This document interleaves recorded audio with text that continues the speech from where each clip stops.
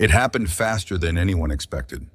1 second, Maggie was adjusting her chair at the edge of the glossy table. The next, she was on the ground, her hands smacking the marble floor to break the fall.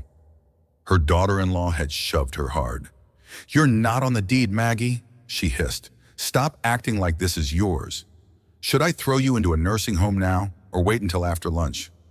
A beat of silence followed, not because of shock, but because no one planned to interfere. The real estate closing room wasn't a place for emotion. It was a shrine to money. Tall glass walls, chrome-trimmed signature pens that probably cost more than Maggie's weekly groceries. And yet, as Maggie lay there, 74 years old, bones-aching, purse scattered, heart-stinging, none of it mattered. Not the wealth, not the suits, not the carefully staged civility. What mattered was this: no one moved. The room was filled with people, lawyers in silk ties, a mortgage broker scrolling his phone, a realtor holding a contract like it was sacred scripture, but not one of them leaned forward. They all saw it, they all heard it, and they all looked away. Maggie wasn't surprised. She'd been preparing for this moment for years, but that didn't mean it didn't hurt. Her purse had flown open from the impact. A lipstick rolled under the chair. Her reading glasses cracked slightly on one arm, and beside her, face down on the marble, was a photo, a sun-faded picture of her and her husband in their 20s standing in front of the first home they ever bought. No one picked it up. She did. With shaking fingers and an unshaken soul, she tucked the photo back into her bag like it was the last piece of armor she had left. Then Maggie pushed herself up. No help, no hands, no sympathy. Her knees wobbled, her back screamed, but her eyes didn't blink. Across the table, her son didn't even look at her. He was busy speaking with the mortgage broker, as if his own mother hadn't just been assaulted at a $64 million signing.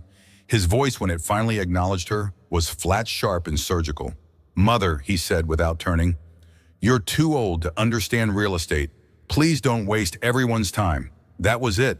No apology, no concern, just dismissal, clean and quiet. Maggie breathed in deeply. The air smelled like espresso and lemon-scented polish. But beneath it all, there was something foul or rot of character. She straightened her coat, collected her things with quiet precision, and walked to the corner of the room. That corner wasn't assigned, but it had been chosen for her by glances, by shrugs, by silence. It was out of the light, away from the table, out of sight, and that in their minds was where she belonged. But Maggie knew better. She always had. "Let's be clear," her daughter-in-law said loud enough for the room to hear. "You're not on the deed, Maggie. This isn't your house." There it was. The line she'd waited years to say, served cold in front of lawyers, investors, and strangers wearing $1,000 watches. For a second, the only sound was the soft hum of the AC.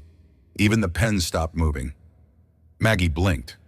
Not because she was shocked, but because she wasn't. Her son didn't flinch. He didn't look up from the contract. Didn't check to see if she was okay after the fall. Instead, he flipped to the next page and said in a monotone voice, "Mom, you're too old to understand how real estate works." Just like that, like he was explaining the weather. Like her opinion didn't just matter less, but didn't matter at all. Somewhere in the corner, a lawyer cleared his throat. No one looked at Maggie. No one offered her a chair. She stood awkwardly near the edge of the table, half in the room, half exiled. And then it came. The daughter-in-law pulled a chair to the far corner of the room, far from the light, far from the conversation, and set it down like she was setting a place for the maid. "You can sit here," she said with a mock-sweet smile. "We'll let you know if we need anything." There were no words sharp enough to cut Maggie more deeply than those. Not because they were loud, but because they were deliberate. That chair wasn't a seat. It was a message: you are no longer part of this family. You're background noise. You're a leftover. Maggie didn't argue. She simply walked to the chair, sat down, and folded her hands. Because what they didn't know was that she wasn't here to be included. She was here to watch them sign their own downfall. She didn't scream. She didn't argue. She didn't even blink. But inside her mind, a shutter clicked. Another insult captured.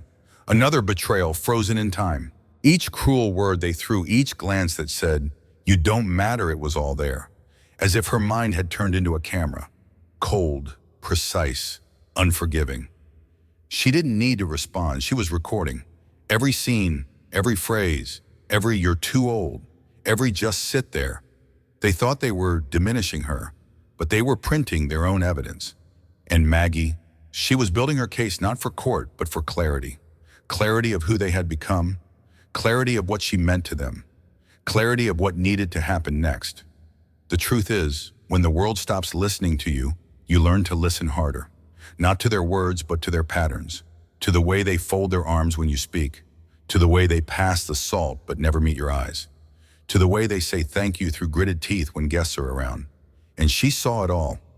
Decades of service, of motherhood, of sacrifice, now reduced to silence and shadows. But Maggie didn't crumble.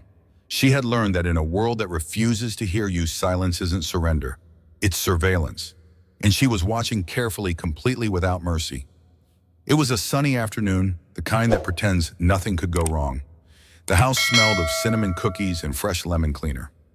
Maggie had spent all morning prepping, baking, wiping down countertops, straightening throw pillows that were never crooked to begin with. Her son's wife was having friends over. Real women, she called them. Lawyers, influencers. One had her own candle brand. Maggie didn't mind. She liked having guests. She liked making things beautiful. So she made a fresh tray of tea and cookies, arranged the cups on porcelain saucers, added a little vase of backyard flowers. When the doorbell rang, Maggie smiled. She had expected at least some decency, a kind introduction. Maybe this is my husband's mother, or even just this is Maggie. But instead, her daughter-in-law gestured vaguely toward her and laughed. "Oh, that's just our longtime housekeeper. She won't bother us," the women giggled. Someone made a comment about how lucky they were to have help. Another asked if Maggie spoke English. Maggie stood there, tray in hand, back straight, stunned but silent. No one corrected the lie. Not her son, not her daughter-in-law. She wasn't a guest. She wasn't family. She was furniture. The cup in her hand trembled just a little, but she didn't drop it, because Maggie never dropped anything. Not her tray, not her pride, not the memory of that moment. That memory went straight into the camera of her mind, saved forever. There was a time when the backyard garden was Maggie's sanctuary, a place where her hands still had purpose, a space where things grew because of her, not in spite of her. Every morning she'd walk barefoot across the dewy grass, kneel beside the soil and whisper encouragement to the lettuce, the basil, the tomatoes just starting to bloom. Each leaf was like a small victory. Each harvest was a quiet "I'm still here." Until one morning she found it, the compost bin, overflowing, with her vegetables, her tomatoes, her cucumbers, her freshly picked arugula still wet from the morning dew. She froze. For a moment she thought maybe it was a mistake. Maybe someone had dropped them by accident. But then she saw her daughter-in-law standing on the patio sipping coffee, perfectly manicured nails wrapped around a white mug. And when Maggie looked at her, just looked, the woman shrugged and said, "They're not organic. I don't trust food grown in dirt." Dirt. The same dirt Maggie had turned with her own hands for decades. The same ground that had fed her family when money was tight. The same soil her husband once watered in silence when life was hard. Now it was unacceptable. Not because it was unsafe, but because it wasn't certified. Just like Maggie. She wasn't dangerous. She wasn't bad. She just didn't have the right label anymore. And so, like the tomatoes in the bin, her efforts, her love were thrown out. Not with rage, not with noise, but with quiet, confident, brutal indifference. She didn't cry. She didn't confront. But she remembered. It had taken her months to find it. An old oak dining table. Solid, heavy, real. The kind they don't make anymore. She spotted it at an estate sale, tucked away beneath boxes. The edges were worn. The wood had a few scuffs, but Maggie saw history in it: meals, hands, laughter, prayers. She brought it home like someone bringing back a piece of their soul, polished it until it shined like old honey, placed it proudly in the dining room right beneath the overhead light. That evening, her son and daughter-in-law walked in. Her son didn't say anything. He barely noticed. But her daughter-in-law, she stared at it like it was a joke. This old thing, she laughed. It looks like something you'd burn in a cabin fireplace. Then came the words Maggie would never forget. "We should use it as firewood this winter." Maggie felt her stomach twist. Not because it was just a table, but because to her it had meant roots. It was something built to last. Just like the marriage she once had. Just like the home she once believed in. By the next morning it was gone. No explanation, no goodbye. In its place, a sleek glass table with chrome legs, cold, sterile, soulless. It looked like it belonged in a magazine, not a home. And when Maggie touched the new table's edge, her fingers didn't feel warmth. They felt erasure. Another memory scraped clean. She didn't say a word. But the camera in her mind, "Mom, we've been reviewing the bills," her son said, laying a few papers on the kitchen table. "It's only fair you start contributing more. You have your own room. You use electricity. You watch TV." It was said so casually, so matter of fact, like asking someone to pass the salt. Maggie looked down at the paper. It was the electric bill, $136. She didn't argue. She didn't remind him. Didn't remind him that 10 years ago, when they were about to lose the house, it was her who saved it. She had drained her savings, cleared the final mortgage payment, signed over her last CD. Also, her son wouldn't have to move his family into a rental apartment. She didn't say it, because if he didn't remember on his own, then reminding him wouldn't matter. She simply nodded. "All right," she said. "We'll take care of it." Her voice didn't shake, but something inside her cracked, because it wasn't about the money. It wasn't even about the electricity. It was about what they now saw her as: a cost, a burden, a utility user. Not the woman who once held his feverish hand at 2 a.m. Not the woman who once skipped meals so he could have lunch money. Not the woman who once gave everything just so this house would still be standing. Now she was just someone adding to the bill. She folded the paper and placed it back on the table, then walked away. And deep in her mind, grief has a strange way of rearranging your world. It doesn't scream, it whispers. And when Maggie's husband died, the world didn't crash. It went quiet. The house felt different, same walls, same furniture, but the silence now echoed in corners she didn't know existed. No one else cried much. Not her son, not his wife. They brought flowers, nodded politely, and asked how soon the house could be refinanced. So Maggie did what she always did. She cleaned, sorted, filed. She went through drawers filled with receipts, expired coupons, letters from another era, and then tucked inside an old folder marked "Insurance Do Not Touch." She found it. His name, her name, and a life insurance policy that had never been canceled. He had kept paying it quietly, consistently behind her back while they argued about groceries and medical bills. He hadn't told her. He hadn't needed to. He had known what might happen if he wasn't around to protect her anymore. The check arrived a few weeks later. No note, no explanation, just numbers. Clean, cold, powerful. And for the first time in weeks, Maggie sat still. She didn't cry. She didn't tremble. But something deep inside her shifted, not with anger, but with clarity. They had taken her dignity, dismissed her presence, erased her voice. But they didn't know one thing: Maggie now had the means to build her silence into strategy. Her fingers hovered over the phone for a full minute. She hadn't dialed this number in years, but some names live in your memory like lighthouses, distant, steady, and there when you need direction. Ruth. They grew up on the same street, built pillow forts and picked blackberries behind the church. Now Ruth ran numbers instead of barefoot in the summer. A discreet financial advisor, one of those people whose clients never showed up in magazines but always showed up with security. Maggie called. She didn't say hi. She didn't cry. She said, "I need to protect something. But it has to be quiet. Very, very quiet." Ruth didn't ask questions. She just said, "Come by. We'll use the back entrance." That week, Maggie sat across from her childhood friend, older now, sharper than ever. They spoke in low tones, no texts, no emails, no paper trails. By the end of the month, the documents were signed. A trust was created. Not in Maggie's name, not in Oregon. It was layered, hidden, protected like a fortress made of ink and law. At the center of it, Maggie. But no one would ever know. She didn't want revenge. She wanted control. Control of her legacy, control of her peace, control of what they thought was already theirs. She didn't tell a soul. Not her son, not her sister, not the neighbor she gardened beside every spring. This wasn't about drama. This was about positioning. And Maggie, she had just taken her first step back to power, quietly, effortlessly, brilliantly. It started with just one share, one small, almost invisible investment in the company that was building the estate her son and daughter-in-law dreamed of owning. No one noticed, no one cared, but Maggie did, because one share became two became 10, then 20. By the end of the third month, she held 40%. Not enough to run the company, but enough to control its most important decisions. She didn't attend board meetings. She didn't want her name on any reports. Everything was done through the trust Ruth helped her build, layered with holding companies, each registered in different states, each designed to say, "Nothing to see here." The developers thought the money came from a silent investor. They never realized it came from the woman they once shoved into a corner. And Maggie, she kept playing the part. Still swept the kitchen, still watered the garden, still ate alone at the edge of the table. But at night she read reports, checked financial updates, watched as her quiet control grew like roots beneath the surface. She didn't need anyone to see it. She just needed it to work. Because power doesn't always roar. Sometimes it waits beneath your feet, under your nose, and right where you told it it didn't belong.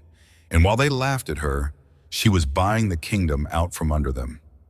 Piece by piece, quiet as breath, sharp as glass. "It's just a signature, Mom." That's what her son said when he handed her the papers. The same son who once said she was too old to understand real estate. But Maggie wasn't signing those papers. She was signing her own. Through the trust, she offered them the deposit money, exactly what they needed to lock in the $64 million deal. No questions asked, no visible strings, except there were strings. Hidden deep in the loan agreement, buried beneath layers of legal language, was one clause, one line. Full disbursement subject to trustee approval, meaning if she, through the trust, decided not to release the rest of the funds, the entire deal would collapse. No refund, no extensions, no excuses. And they never saw it. Because who reads the fine print when they think they've already won? That's the thing about leverage, it whispers. Her son bragged to friends about closing the deal. Her daughter-in-law threw a party, all while Maggie sat quietly pouring tea and planting basil. But inside that silence was a countdown, a fuse already lit. And when the moment came when they tried to force her to hand over everything, they didn't know the deal was already wired to detonate. It was supposed to be a formality. The marble-floored conference room buzzed with quiet arrogance. Champagne flutes, clinked contracts lay fanned out like victory banners. Her son was shaking hands. Her daughter-in-law was laughing too loud. And Maggie, sitting in the farthest chair, no one made eye contact. No one asked her to speak. She was just there. Like an old vase you don't dare throw away but don't want on display either.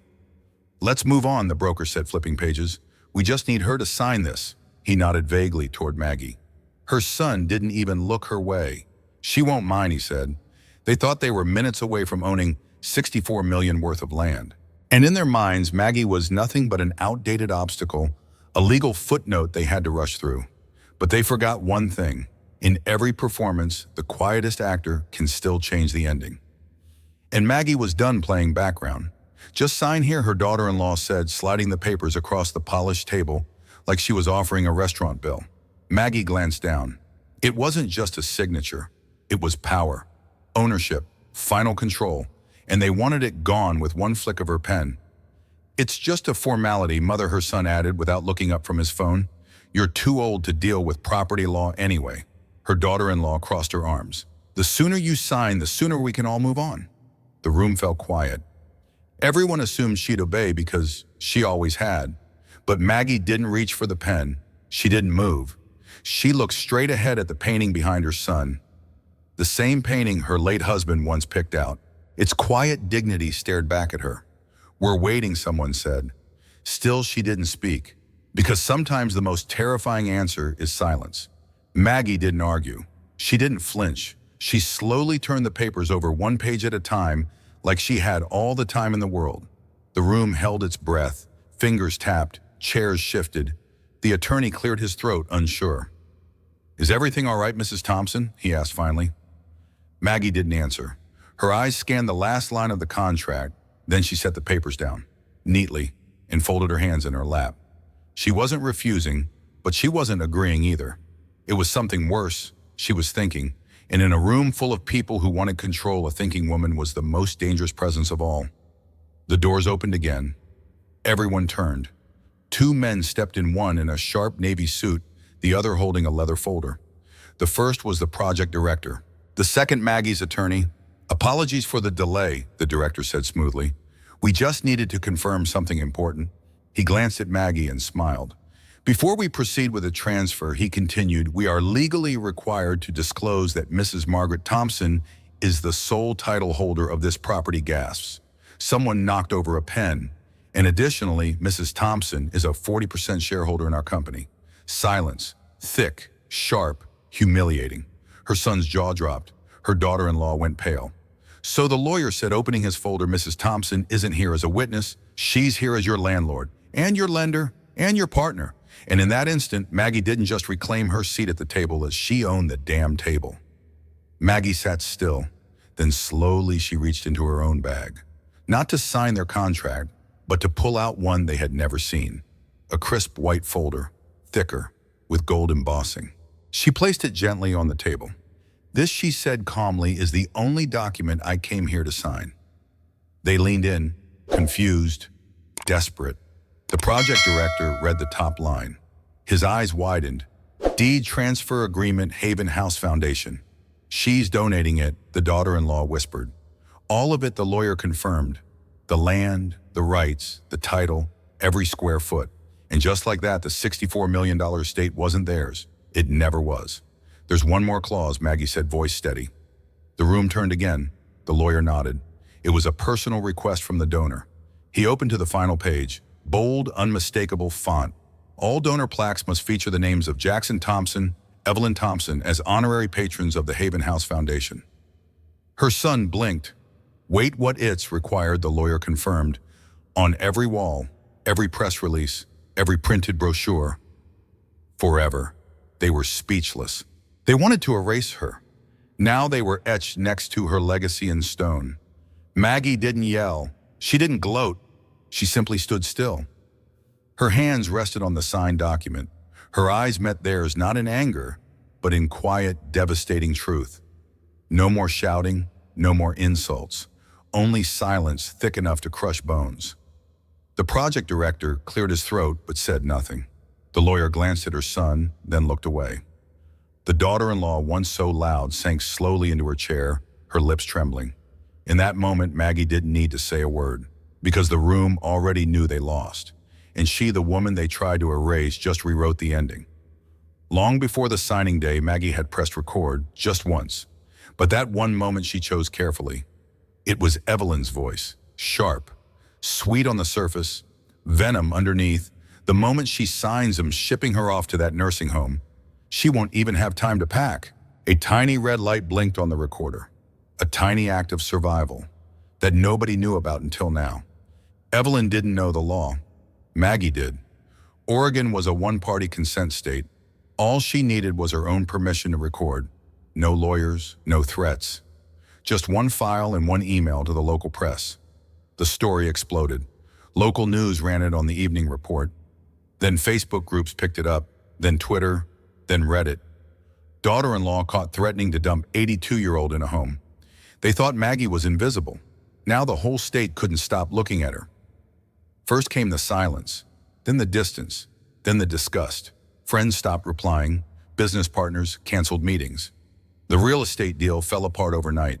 Rumors, they didn't need rumors. The audio was real. They had called Maggie old and useless. Now the world called them heartless. Credit cards maxed out. The luxury SUV gone. The custom-built kitchen foreclosed. By month's end, they weren't the golden couple anymore. They were just two names on a scandal. 6 months. It had been 6 months of silence, headlines, and ruin. Then one foggy morning, there it was, a knock. On the porch stood the couple who once threw her into the shadows. Now they stood shivering in them. We have nowhere else," her son mumbled. His wife looked away hollow-eyed. Maggie opened the door without a word, led them in, poured them tea, and just as they reached for the cups, she looked them in the eye and said, "So nursing home or psychiatric hospital, you choose." Silence. The kind that tastes like regret. Her son tried to smile. "That was just a joke, Mom, back then." Maggie didn't blink. She placed the cup of tea back on the table. Her voice was soft, but every syllable cut like glass. "There's a lovely retirement facility 3 miles from here," she said. "Plenty of space. Quiet. They treat people just the way you said I should be treated." His wife gasped, but Maggie continued. "I've already sent in your names. I figured. One day you'd knock. No shouting, no cruelty, just poetic precision. Revenge served in porcelain." Back behind the house, the garden had bloomed again. The mint came back first, then the tomatoes, then the basil. Like they had all been waiting for peace.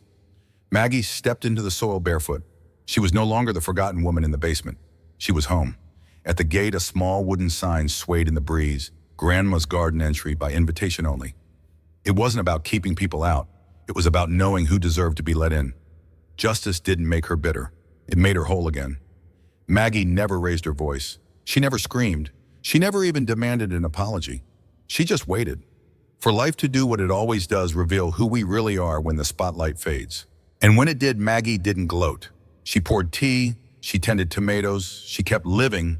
Revenge burns, but consequences endure.